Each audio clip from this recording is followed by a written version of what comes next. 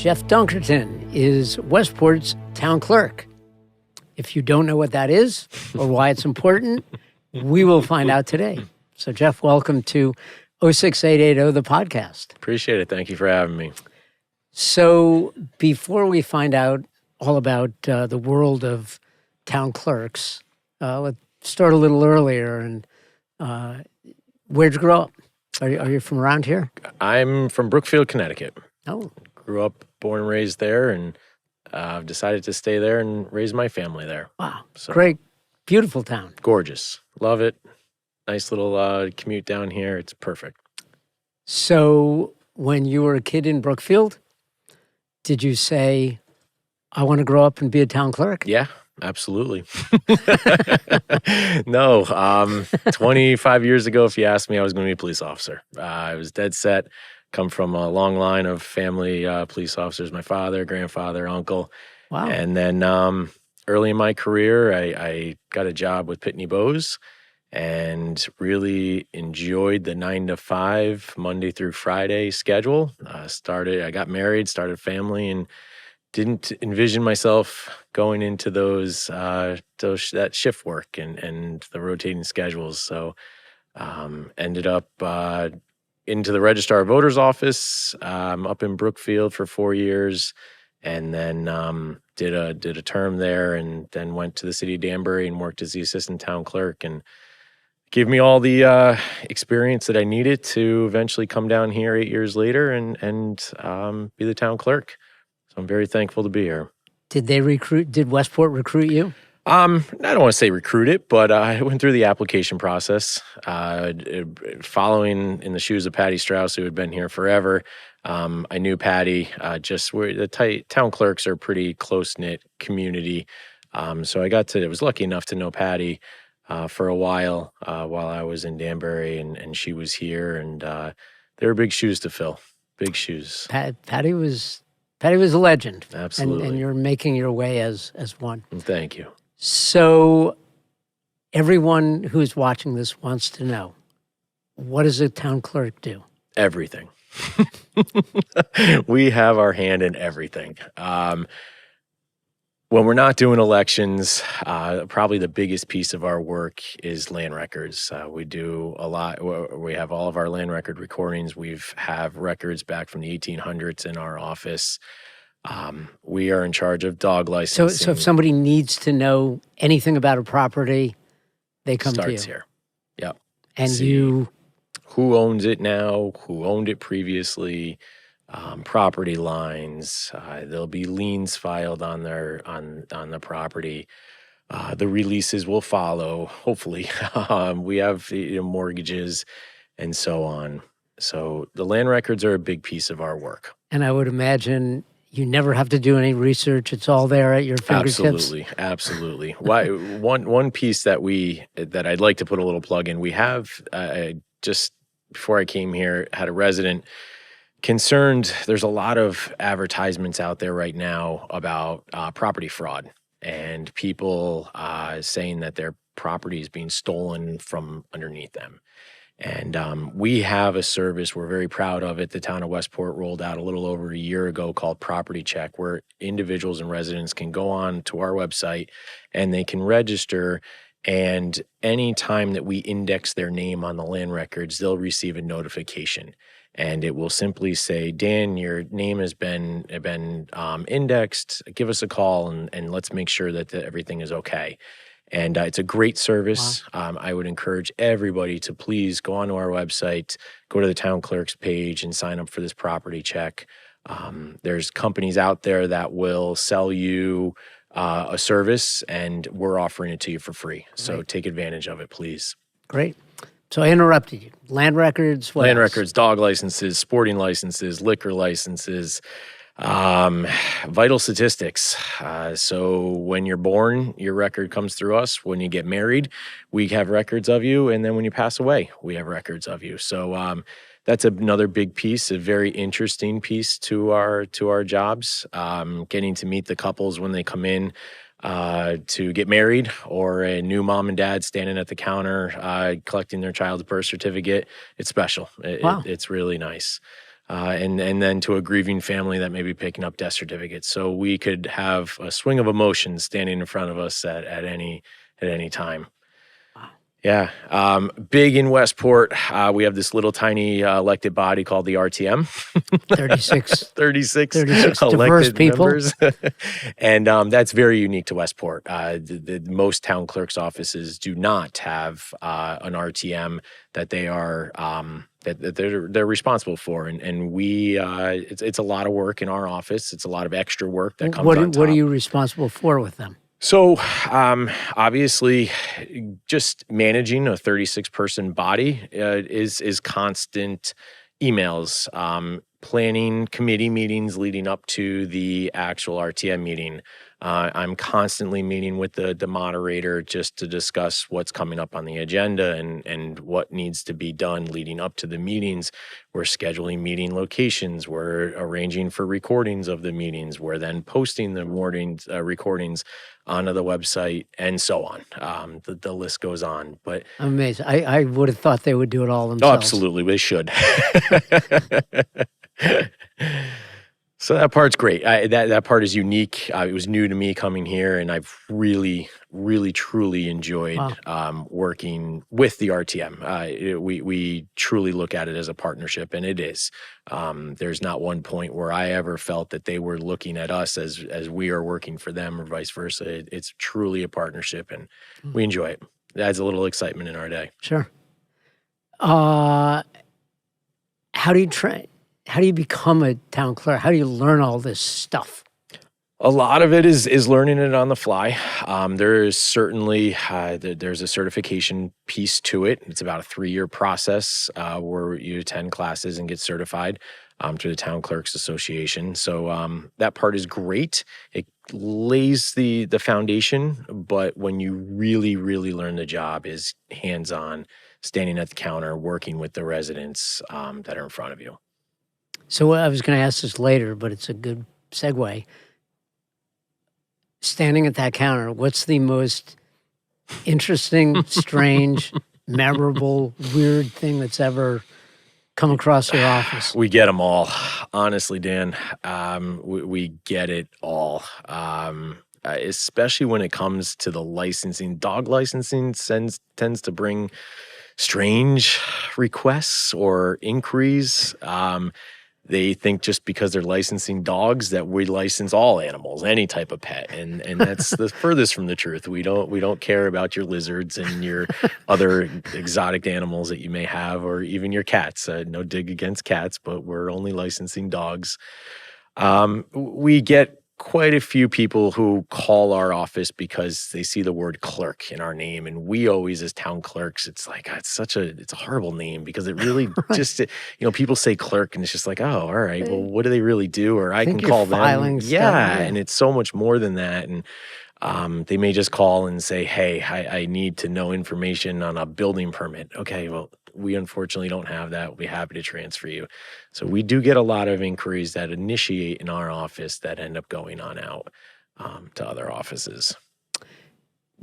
Town hall, the people in town hall do amazing things. You really go above and beyond. Every department. When have you guys gone above and beyond? Every day. We do. I take great pride in the work that our office does. We truly do strive to be a customer service. We are a customer service-based office.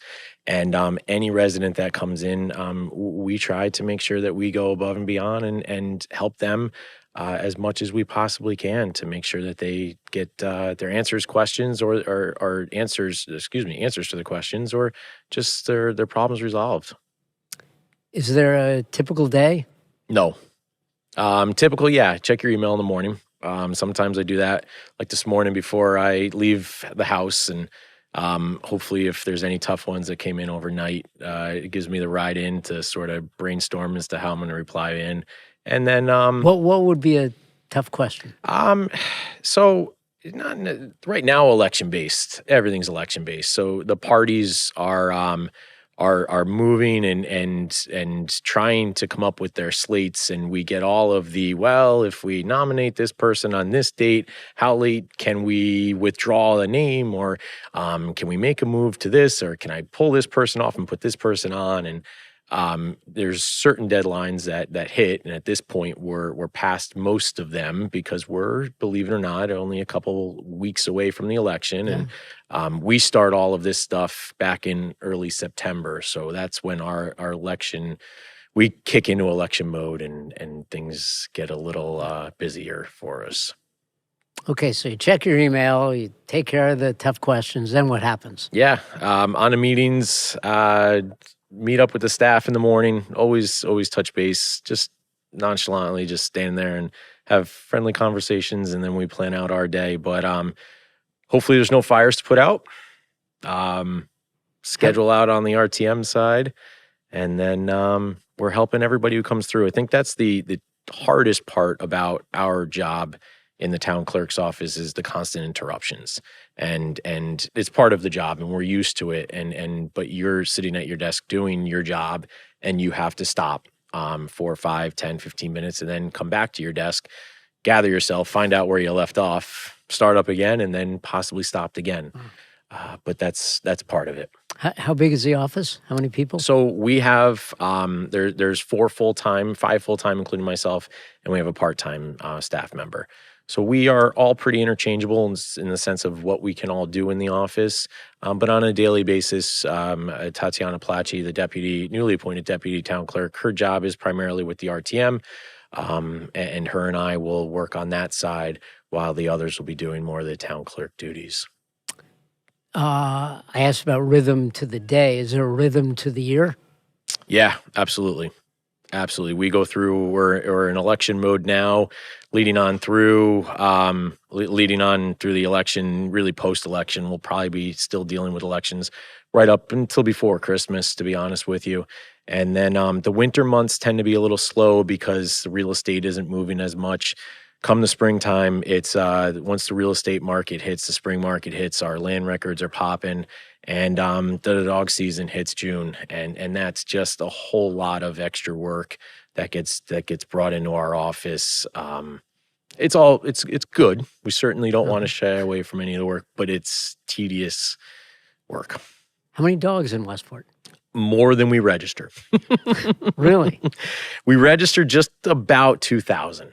So I think you could probably assume, just walking around town, that there's more than 2,000 dogs in town. What happens if I don't register my dog? So listen, we're not coming to steal your dog, but it is the law.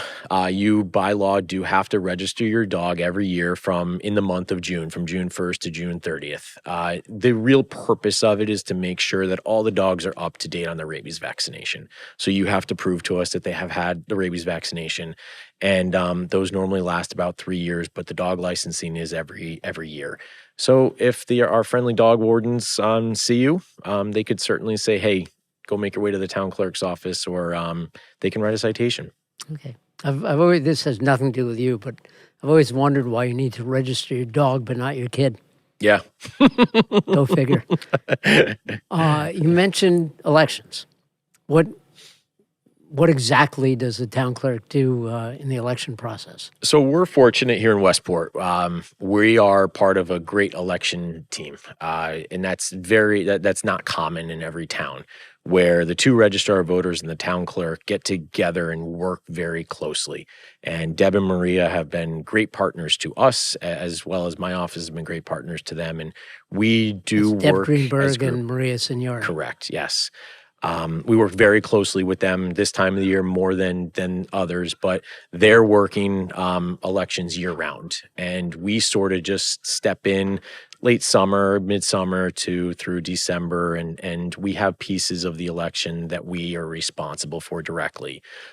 Right now, all the endorsements from all the parties are coming into our office. We are in charge this year for the municipal election, all the campaign finance reports, which is a lot. So not only are we dealing with the Board of Finance, the Board of Education, and your typical elected boards, but we have the full RTM. that other towns don't have. So we'll probably average about 40 candidates or plus for the RTM. So we are making sure that their endorsement paperwork is in, that it's done properly, and their campaign finance reports are in as well. And then our direct role is absentee ballots. So absentee ballots are a direct responsibility of the town clerk's office. We will create the ballot, the poll ballot and the absentee ballot. By the end of the week, actually, we'll be having our lottery to determine the order of all the candidates on the ballot. We'll go out to print, like I said, hopefully by the end of the week. And then absentee ballots become available the first Friday in October.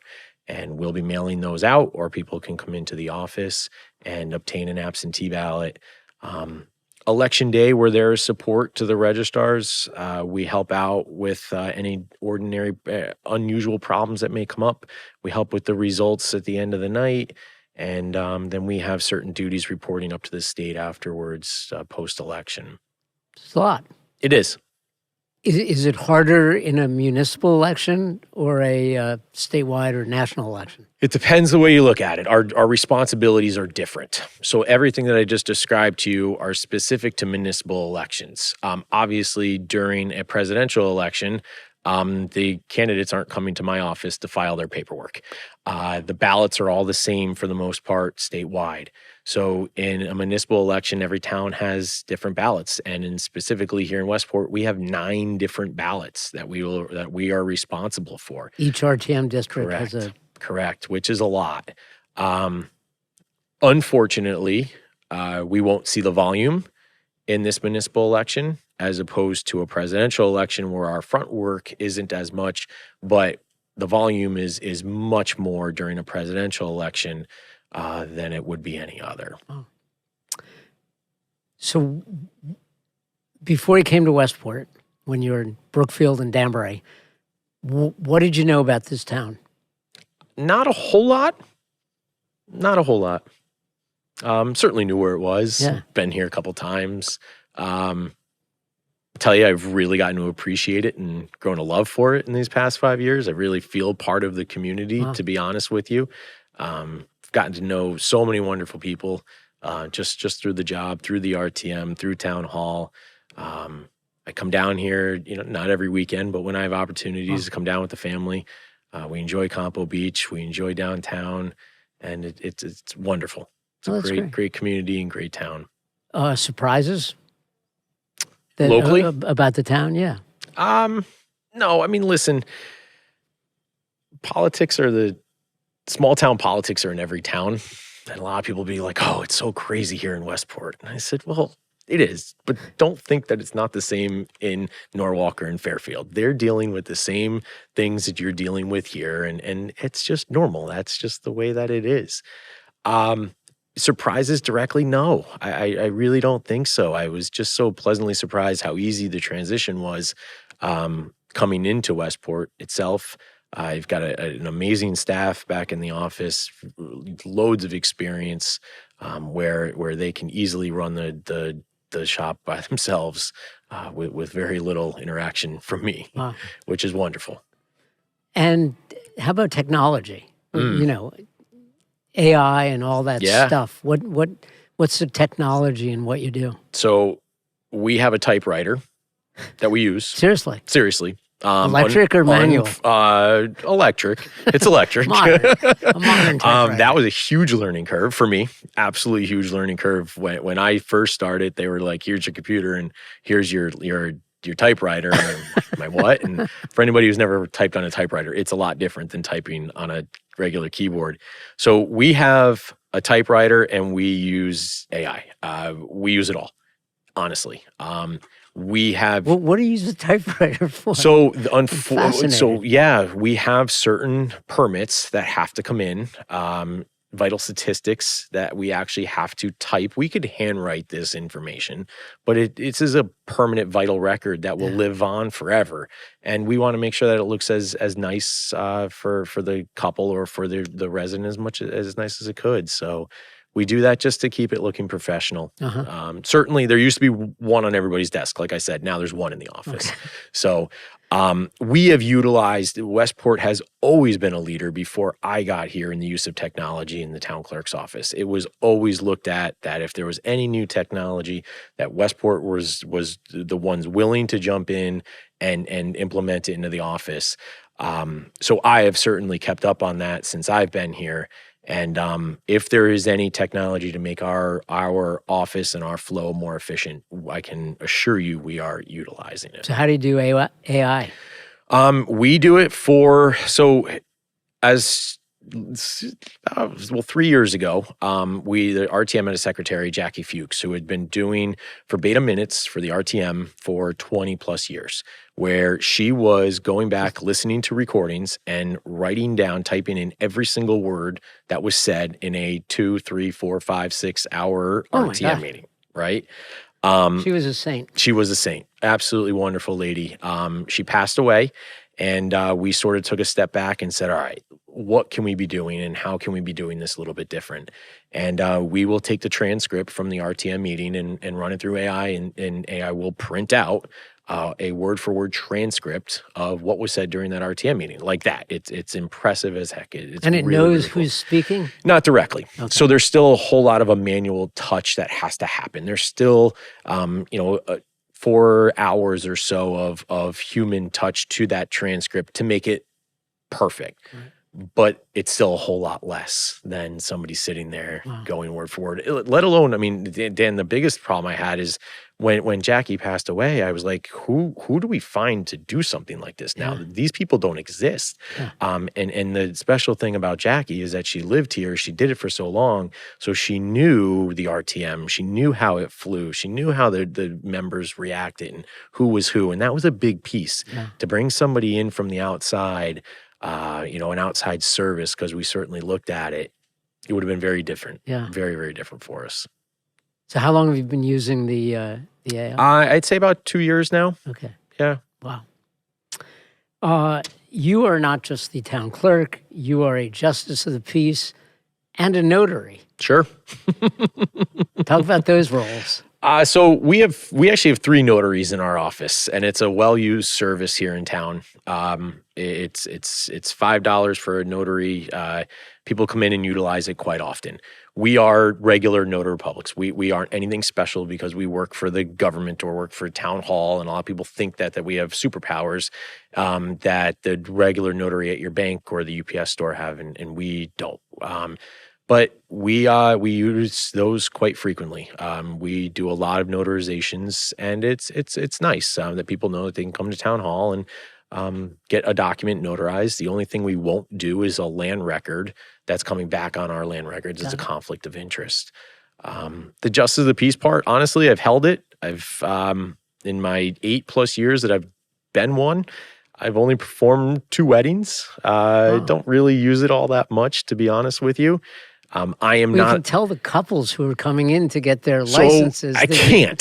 So the law states that I, as a town clerk, cannot perform a marriage if the license is issued in my office. Gotcha. You could imagine the ring, the marriage little fraud, not fraud, but the marriage ring or services we would have going up in town hall. We could have a small chapel up there if we really wanted to. It could just be, oh my God, it could be crazy. Yeah. So the state does prohibit that. You also are a volunteer fireman? Yeah. Firefighter. In where? In Brookfield. In Brookfield. I've been part of the volunteer fire department for about 25 years. Joined young and been very active up to about 20 years ago, or about 5 years ago, sort of took a step back. My family life, I have 2 young children, and sports just started taking a priority. And now I just do more of an administrative role, but I'm still involved. I run a yearly golf outing that just happened last weekend, so I enjoy it. I still enjoy going up, being around the guys, and it's fun. Yeah, and you coach? I do a lot. Baseball and basketball. Your sons or my 2 other sons? teams? No, my 2 sons. It's a lot. Wow. It's fun. I enjoy it. I still enjoy getting out on the field with them. Just retired from my oldest son's team. They aged out, have gone out on their own, and it's been nice to sort of step back and to be a dad. The relationship between your son and a coach is very different than just being father and son. Yeah. So I've enjoyed sort of stepping back and rooting for him.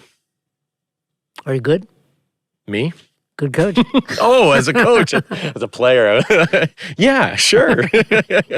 I think so. That is great. How do you must have great time management skills. We do, but there's not many gaps in my schedule. I can assure you that. Yeah. But there's many days that I sit down at my desk and just sort of take a deep breath and just be like, all right, I'm here for an hour.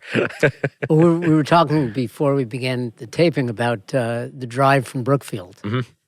You Love come it. all the back roads and Yep. There's certainly days that I wish I was home, but I would say 80% of them on nice days, windows down, just I hit 2 traffic lights and it's just an enjoyable little ride down through the back roads of Easton, Fairfield, and it's nice. Okay. Except when I hit Coleytown, and that could add about 15 minutes once the schools are letting in, but that's about it. Don't get behind a school bus. Great. I've learned a ton. I'm sure everybody watching has done the same. So Great. Any message you want to send from the town clerk's office to Westport? Right now, I'd say get out and vote. We are a couple weeks away from a municipal election. Historically, municipal elections are our lowest voter turnout. 45%? Even less. We're the lower 30s, believe it or not. In Westport? In Westport, yeah. Wow. 40. It might be, mid 30s, but when you look at it, a state election, you're up over 50. In a presidential election, you're well over that. You're up into the 70s, maybe even 80s. And what people need to realize is that this is the election to get out and vote. This is the election that that decisions are made that are directly going to affect your lives and your family lives through the Board of Education, through the Board of Finance, through the RTM. Get to know your candidates. We've got great resources here in town. The League of Women Voters have been working extremely hard to publish all bios and information on all the candidates coming out. Do your research, get out and vote. Have a voting plan. Voting has never been more accessible than it is right now in Connecticut. From absentee ballots that become available the first Friday in October to early voting in person in town hall 2 weeks leading up to the election. I tell everybody by Columbus Day weekend, you should have an idea of how you're going to vote. Not necessarily who you're going to vote for, but how you're going to vote. Are you going to be out of town at some point during that day on election day?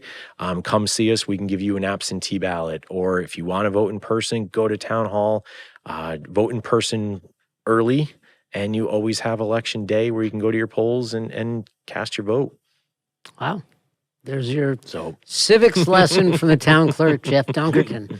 And if they want to visit you and interrupt your day at town hall, where are you exactly? First floor, town hall, room 105. Can't miss them. Come see us. There you go. Jeff Dunkerton, town clerk of Westport.